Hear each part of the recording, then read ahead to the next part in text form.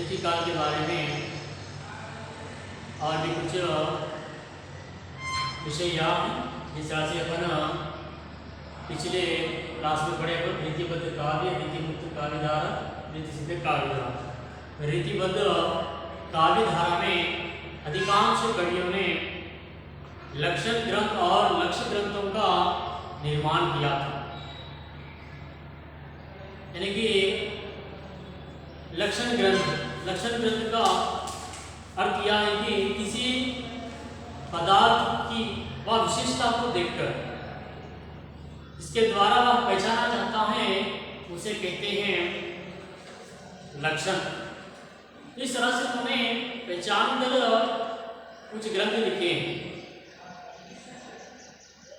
वह बताना चाहते हैं जिस तरह से काव्य के विभिन्न लक्षणों को देखकर जो ग्रंथ लिखते हैं उसे लक्षण ग्रंथ कहते हैं और उन्हें आचार्य कहा गया। क्या कहा गया? आचार्य कहा गया। इस तरह से उन्होंने बहुत सारे कवि आते हैं इसमें। तो उदाहरण के लिए केशव, चिंतामणि, मतीराम, देव, भिखारीदास, भूषण, पद्माकर आदि कवियां इस रीतिबद्ध काव्यधारा में आते हैं। नेक्स्ट, इसके बाद रीतिमुक्त काव्यधारा। इस रीतिमुक्त काव्यधारा में जिन्होंने काव्य शास्त्र के नियमों के आधार पर रचना करते हैं उनको रीतिमुक्त काव्यधारा के कवि कहते हैं। तो उसमें उदाहरण के लिए घनानंद घोष, ठाकुर, अलाम आदि रीतिमुक्त काव्यधारा के प्रमुख कवियों के रूप में माने जाते हैं। अब नेक्स्ट बचा उनको रीतिसिद्ध काव्यधारा। इस धारा के कवि लक्षण ना देखकर काव्य की रचना करते। इसमें लक्षण ग्रंथ नहीं देखते, लक्षण नहीं देखते, केवल लक्ष्य देखते हैं। लक्ष्य को देखकर लक्ष्य काव्य की रचना करते हैं।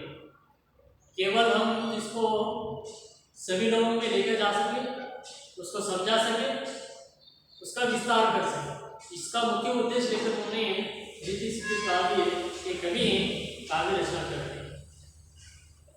जिस तरह से वो बताने लगे, इस काल के कवि पूर्व यानी कि पहले के जो प्राचीन लक्षण ग्रंथ होते हैं उनको आधार बनाकर अपनी काव्य की रचना करते हैं। उनको ही रीतिसिद्ध काव्य कवि कहते हैं। इसमें मुख्य रूप से बिहारी इस काव्य धारा के सबसे पहले प्रसिद्ध कवि के रूप में माने जाते हैं। तो ये 3 धाराएं मौजूद हैं रीतिकाल में। उसके साथ साथ रीतिकाल की परिस्थितियां। तो परिस्थितियों में पहले है राजनीतिक परिस्थिति, यानी कि रीतिकाल में 1700 से 1900 के बीच में राजनीतिक परिस्थिति किस तरह से। तो राजनीतिक परिस्थिति में आकर उस समय हमारे देश में शाहजहां के शासन के आखिरी में उनकी राजनीति किस तरह से थी, उस राजनीति पर उन्होंने प्रकाश डालते हुए बताने लगे। अकबर तथा शाहजहां के काल में राजनीति तथा धार्मिक उदारता के कारण शांति तथा व्यवस्था बनी हुई थी। यानी कि अकबर और शाहजहां के कारण ही राजनीतिक और धार्मिक उदारता भावनाएं के कारण ही शांति का स्थापना हुई थी और कला और साहित्य का भी उत्पन्न हुआ था। जब शाहजहां के शासन काल में अंतिम वर्षों में ये सब कुछ फूटने लगा। अंतिम समय में इस तरह से धार्मिक और सामाजिक में जो भी शांति थी और धीरे धीरे फूटने लगी। ईर्ष्या द्वेष जाग उठने लगा। तो वही परंपरा आगे भी चलने लगी। औरंगजेब के शासन काल में यह स्थिति और भी तीव्र हो गई। ये राजनीतिक परिस्थिति में हमें दिखाई देता है।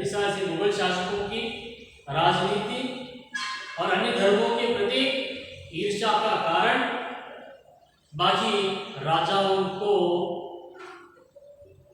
सचेत हुए, बाकी राजा लोग क्या हुए, सचेत हुए होकर इनके प्रति लड़ाई करने लगे। इस तरह से राजनीतिक परिस्थिति वहां पे दिखाई दे रही है। और इसके अंदर उस समय राजनीतिक परिस्थितियों में दोनों के बीच, दो धर्मों के राजाओं के बीच में आपसी में लड़ाई होने लगी, फूट बढ़ने लगा। और दूसरी ओर विलास के रूप में इस समय अधिकांश कवि राजाओं के आश्रय में रहते थे या कविता दरबारों के में उत्पन्न होती थी। सूरा और सुंदरी के इस युग में राजाओं के मनोरंजन के लिए कविता श्रृंगार की रसधारा प्रवृत्त हुई।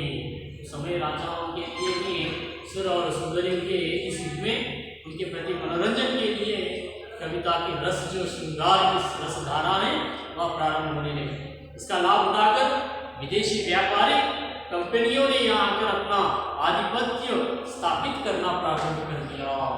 उस समय हमारे देश में विदेशी यानी कि कंपनियां आई, आकर इस देश में आधिपत्य की स्थापना करना प्रारंभ हुआ। कब?